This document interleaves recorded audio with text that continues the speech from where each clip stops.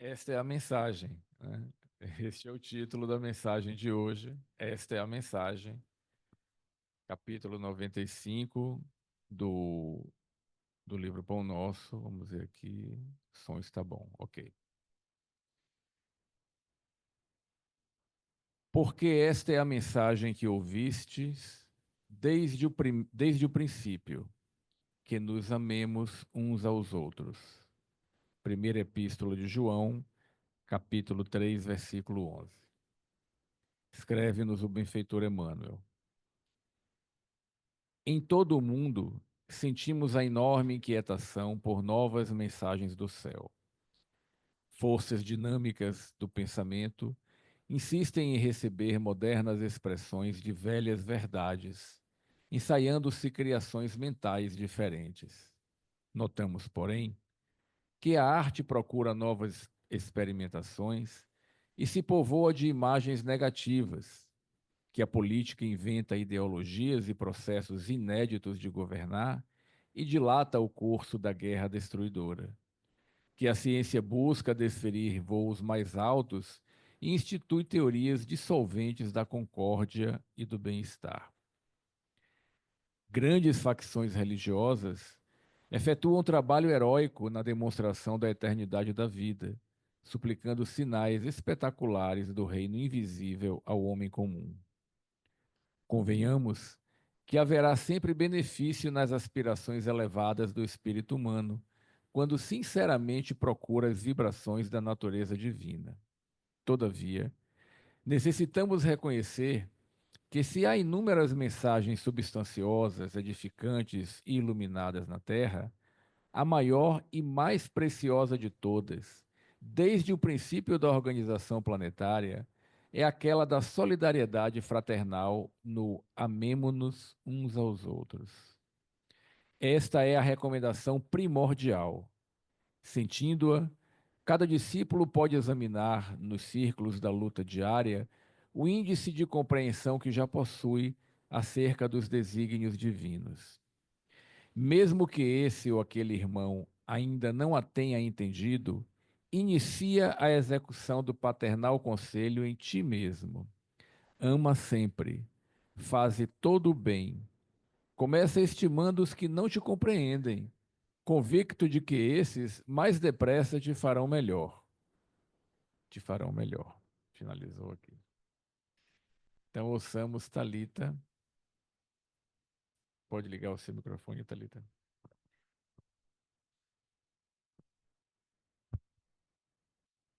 Boa noite, que o Mestre Jesus nos ampare e nos guie, abrande os nossos corações agitados de um dia de trabalho, aquiete as nossas mentes tão borbulhantes de tantas informações, porque a gente precisa esvaziar para poder encher. E o Evangelho nos convida a isso, né? Que a gente consiga se encher do ensinamento do Cristo, do amor do Cristo e de tantos outros convites que ele nos fez ao longo de sua passagem aqui na Terra. Bom,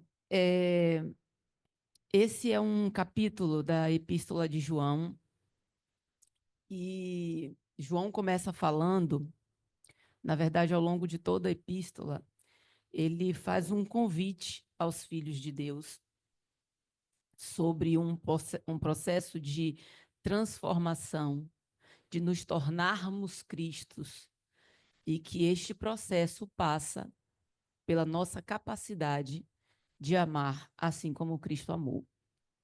E ele começa dizendo o seguinte: os filhos de Deus se tornarão como Cristo.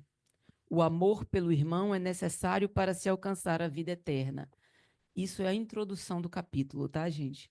A obediência nos assegura uma resposta às nossas preces. E João começa falando isso, e ele vai explicar ao longo de todo o capítulo esse raciocínio que ele traz. E esse trecho especificamente, ele faz um alerta que é um alerta que foi feito pelo próprio Cristo, né? Quando questionado sobre qual o maior dos mandamentos, Jesus nos disse: amar a Deus sobre todas as coisas e ao próximo como a ti mesmo. E essa coisa do amar ao próximo como a ti mesmo, ela precisa estar bem compreendida, né? É amar ao próximo como nós gostaríamos de ser amado, como nós pensamos nesse amor do Cristo, que é um amor que perdoa, que é indulgente, que é caridoso, né? E é nessa perspectiva de amor que o amar ao próximo como a nós mesmos nos traz. Por que a gente precisa deixar isso claro? Para que a gente não confunda essa forma como nós nos relacionamos com esse amor, que é o convite que o Cristo nos faz, né? E aí a gente precisa refletir sobre esse amor, né? Esse dito amor com o qual nós nos relacionamos com as pessoas e o que é que o Cristo nos propõe. E aí, Emmanuel é muito assertivo, porque quando eu li o texto, eu pensei imediatamente na história recente do nosso país, né? Essa polarização política que virou religiosa e que permeou o coração, né, de muitos de nós e também as nossas mentes, né? Nós construímos relações e destruímos relações a partir dessa compreensão equivocada que Emmanuel vem nos alertar aqui. E ele começa dizendo o seguinte: em todo o mundo, sentimos a enorme inquietação por novas mensagens do céu. Forças dinâmicas do pensamento insistem em receber modernas expressões de velhas verdades, ensaiando criações mentais diferentes. Notamos, porém, que a arte procura novas experimentações e se povoa de imagens negativas, que a política inventa ideologias e processos inéditos de governar e dilata o curso da guerra destruidora, que a ciência busca desferir voos mais altos e institui teorias dissolventes da concórdia e do bem-estar. Logo nesse primeiro parágrafo, Emmanuel nos alerta exatamente sobre isso, sobre as relações que nós construímos a partir desse entendimento que nós temos dessas velhas verdades que às vezes nos chegam com outra roupagem ou que nos chegam de maneira completamente distorcida ou até que são distorcidas pela nossa compreensão da vida. E aí a gente pega esse aprendizado e transforma ele em algo para corroborar a nossa ideia equivocada. A gente não compreende a mensagem do Cristo. A gente pega a mensagem do Cristo e quer que ela reforce o que a gente pensa, que não necessariamente é o que o Cristo nos propõe. E o primeiro alerta que ele nos faz é para que estejamos atentos àquilo que o Cristo vem nos ensinar e à compreensão que nós fazemos desse evangelho a partir dessas relações que nós criamos aqui enquanto encarnados e até enquanto desencarnados. E aí João, ele quando ele traz essa mensagem, ele não traz novo, né? Ele repensa um convite que o Cristo já nos trouxe. E Emmanuel pega essa mensagem de João e consegue transformar essa mensagem em mais do que uma simples teoria, porque aqui ninguém tem dúvidas de qual é o maior mandamento. Mas como não temos dúvidas de qual é o maior mandamento e ainda assim não conseguimos experienciá-lo? Racionalmente nós compreendemos amar a Deus sobre todas as coisas e ao próximo como a nós mesmos. Mas ainda assim, o que é que nos impede de transformar essa compreensão em algo prático nas nossas vivências diárias? E o que é que Emmanuel faz? Emmanuel vem nos dizer justamente Que caminho é esse que a gente trilha e que às vezes nos desvirtua do que é o pensamento do Cristo? E aí a gente pode pensar sobre várias perspectivas. Sim, Thalita, mas amar a Deus sobre todas as coisas e ao próximo como a nós mesmos. Então, isso significa que nós não devemos divergir do nosso próximo? Não, não é isso que o Evangelho nos convida. E também não devemos imaginar que esse convite era para que a gente viva de maneira passiva uma existência, né? Sem contestação, sem o contraditório. Não é esse o convite que Emmanuel e que o Cristo nos fez. Nós devemos, sim, agir de maneira pacífica, mas sermos ativos nas nossas atitudes. E ser ativo sendo pacífico é atuar como o Cristo fez, porque você está atuando no amor do Cristo. Você dizer ao seu irmão que o pensamento dele está equivocado, que a atitude dele está equivocada, não necessariamente quer dizer que vocês precisem se tornar inimigos, né? E essa perspectiva a gente precisa estar muito clara. E quando o nosso irmão ainda assim não consegue compreender, assim como nós às vezes estamos equivocados e também não conseguimos enxergar isso, como agir? Esse é o convite do Cristo.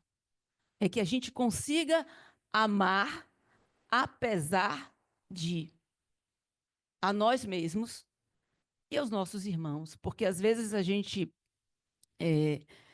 descobre na gente comportamentos, pensamentos, atitudes e ações completamente divergentes do ensinamento do Cristo. E ainda assim, nós precisamos aprender a identificar isso e continuar nos amando, nos perdoando. Então, esse é um exercício que é interno, inicialmente, e também para com o nosso próximo. E aí Emmanuel continua. Grandes facções religiosas efetuam um trabalho heróico na demonstração da eternidade da vida, suplicando sinais espetaculares do reino invisível ao homem comum. Convenhamos que haverá sempre benefícios nas aspirações elevadas dos seres humanos, quando sinceramente procura as vibrações de natureza divina. Todavia, necessitamos reconhecer que se há inúmeras mensagens substanciosas, edificantes e iluminadas na Terra, a maior e mais preciosa de todas, desde o princípio da organização planetária, é aquela da solidariedade fraternal. Esse, com certeza, é o âmago do texto de Emmanuel, porque ele está nos dizendo que tudo mais tem que ser avaliado a partir do amemo-nos uns aos outros. Se eu penso e se eu ajo de tal forma que eu não esteja atuando dentro do amemo-nos uns aos outros, o meu pensamento e a minha ação estão equivocados. Então, qualquer que seja a mensagem, qualquer que seja a orientação, se ela, de alguma sorte, nos afasta desta relação de amor com o próximo, ela está equivocada. É exatamente isso que ele está dizendo. Se a gente vai tomar qualquer atitude e por um momento a gente pensa que essa atitude ela não é condizente com essa premissa do Cristo para alcançar a vida eterna, Emmanuel não, João nos coloca, o amor pelo irmão é necessário para se alcançar a vida eterna. Então, é algo sem o qual nós não conseguimos continuar na jornada. E se a gente não é capaz, ou se a gente consegue perceber nas nossas ações e nas nossas atitudes comportamentos que nos afastem desse amar o próximo, a gente não está agindo conforme Jesus nos convida. E não, repito, não é pela passividade, não é por deixar passar aquilo que a gente considera equivocado. Mas às vezes é na forma, porque a gente está mais preocupado em ter razão, em ganhar uma disputa, uma discussão, do que propriamente numa orientação edificante que faça o nosso irmão repensar. E aí, óbvio que esse tipo de comportamento, ele não vai alcançar o principal objetivo. Porque mesmo que estejamos certos, se é o orgulho falando, se é a vaidade falando, ela não vai conseguir tocar no nosso irmão aquilo que precisa ser tocado para que ele mude a rota. Então, é sobre isso que Emmanuel vem nos convidar. E quando eu estava lendo o texto, eu lembrei de uma epístola de Paulo, eu acho que todo mundo conhece porque foi musicada, né? E é muito linda, é poética, mas mais do que isso, ela nos toca de uma maneira muito profunda. E Paulo ele diz assim em Coríntios 13: ainda que eu falasse a língua dos homens, dos anjos, e não tivesse amor, seria como um metal que soa ou como um sino que tine. Um objeto, uma coisa. Ainda que tivesse o dom de profecia e conhecesse todos os mistérios e toda a ciência, e ainda que tivesse toda a fé, de maneira tal que transportasse os montes e não tivesse amor, nada seria. Percebamos que o amor, ele é a mais sublime das virtudes. É possivelmente a reunião de todas as outras. Né? A gente só ama como Cristo nos amou se a gente consegue reunir a humildade, a fé, a esperança, a caridade, a benevolência. Essa é a construção do Cristo, essa é a construção do homem de bem. E aí ele continua, ainda que distribuísse toda a minha fortuna para sustento dos pobres, e ainda que entregasse meu corpo para ser queimado e não tivesse amor, nada disso me aproveitaria. Porque não se trata apenas de ações. Não se trata apenas de fazer coisas. E aí talvez seja o convite mais difícil para o Cristo. Porque eu comecei falando que a gente consegue compreender racionalmente. E talvez essa compreensão racional que nós temos das coisas nos dê um freio diante das nossas atitudes. Né? Então a gente talvez consiga agir corretamente. Mas esse agir corretamente, ele é sentido ou a gente faz por obrigação e ainda nos dá um gostinho amargo na boca, porque o que a gente queria mesmo era agir da forma contrária. Então, mesmo que eu doe tudo e que eu dê de mim mesma, se não tiver amor, de nada adiantaria. E aí ele continua dizendo que o amor é sofredor, é benigno, não é invejoso, não trata com leviandade e não ensoberbe. Não se porta com indecência, não busca os seus interesses, não se irrita, não suspeita do mal. Ele diz tudo que o amor não é. E o que é o amor? Né? O que é esse sentimento que nos aproxima de Deus ao ponto de João nos dizer que nos tornaremos Cristo, uno com o Pai, assim como Jesus nos disse.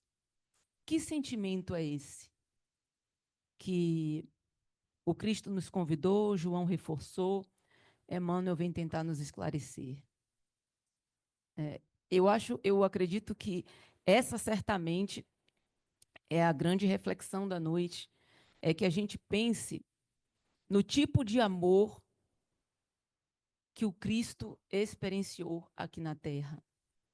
E onde nós nos encontramos aí, né? Para que a gente consiga saber o que é que nós precisamos mudar, qual a frequência que nós precisamos alterar, qual é o roteiro que a gente precisa modificar. E Emmanuel continua: esta é a recomendação primordial. Sentindo-a, cada discípulo pode examinar, nos círculos da luta diária, o índice de compreensão que já possui acerca dos desígnios divinos. É compreender. É essa certeza que nos faz caminhar sem medo, sem dor, sem preocupação. É essa certeza que o Cristo teve na sua jornada quando enfrentou tantas adversidades sem recuar, sem mudar de rumo, sem fazer diferente para se adequar a uma realidade social, mantendo as suas convicções apesar de, amando os seus algozes apesar de. E ele continua dizendo que mesmo que esse ou aquele irmão ainda não a tenha entendido, inicie a execução do paternal conselho em ti mesmo. Eu acho fantástico o evangelho, porque o evangelho é sempre sobre nós, não é sobre o outro. E eu gosto de falar isso porque às vezes a gente diz assim, ai, mas eu não faço isso porque fulano faz assim. Eu não ajo dessa forma porque todos ao meu redor agem assim. E o que o evangelho vem nos dizer é que não é sobre o que o outro faz, é sobre o que nós fazemos. É a forma como nós nos portamos, apesar de estarmos nesta ou naquela circunstância. Então, isso é fácil e é difícil, porque a gente não consegue mudar o outro. A gente só consegue mudar nós mesmos. Mas isso também é difícil, porque não é apenas o agir corretamente, é o sentir dentro desse amor do Cristo. Mas é um exercício que precisa ser iniciado. Precisamos começar agora, agindo, né, sentindo aquele gostinho amargo do silêncio oportuno, ou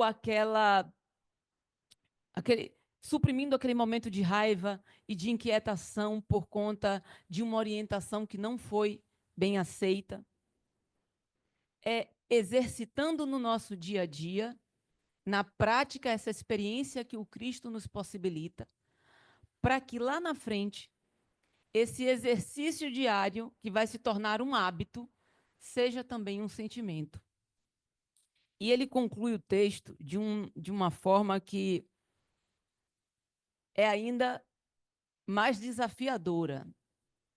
Ama sempre, faze todo o bem.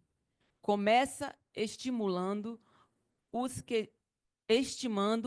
que te não compreendem. Amai os vossos inimigos. Por que amar os nossos amigos? A nossa família, eu não vou nem botar nessa discussão, porque é um capítulo à parte. Existem muitas formas de vivenciar a experiência familiar. Mas é muito fácil amar aqueles que nós temos certa afinidade, né? Que gostam das mesmas coisas, que fazem as mesmas coisas, que agem da mesma maneira. Mas e aquele outro que não age assim? Como é que nós olhamos para esse outro? Quem é ele na nossa experiência? É alguém que que nós fingimos não existir? É alguém que nós deixamos de lado? É alguém que nós estamos em confronto diário? É alguém por quem nós oramos? É alguém por quem nós desejamos e emitimos energias benéficas? Quem é esse outro? E aí ele nos diz o seguinte: convicto de que aqueles que nós não compreendemos e que às vezes são colocados nessa categoria de inimigos, mais depressa te farão melhor. Eu acho que eu já disse isso aqui, mas é um ensinamento que eu levo para a minha vida e tento, porque é um exercício. Uma vez, durante uma palestra, o palestrante disse que as pessoas difíceis são os nossos melhores professores. Porque possivelmente através deles nós vamos exercitar a paciência, a humildade, combater o nosso orgulho, a nossa vaidade. E nessas relações conflituosas, é interessante a gente perceber o que é que o outro tem que nos incomoda tanto às vezes e que nos impossibilita o exercício desse amar uns aos outros, né? Porque talvez aí a gente consiga descobrir qual é a melhor saída para que este comportamento, esta atitude, esta forma de agir do outro não seja mais um problema entre nós. E possamos, a partir daí, construir pontes no lugar de abrir precipícios entre nós e os outros. Então, esta é a mensagem sobre o amor, sobre a relação com as pessoas, que Emmanuel vem nos trazer, que João nos trouxe, e que o Cristo diariamente, através da sua experiência aqui na Terra, nos mostra como deve ser feito. Que ele nos ampare, nos guie, nos auxilie nesses momentos de maior inquietação, para que a gente consiga inicialmente tomar as melhores decisões. E quem sabe lá na frente, essas decisões elas estejam permeadas desse amor que o Cristo nos convida a exercitar.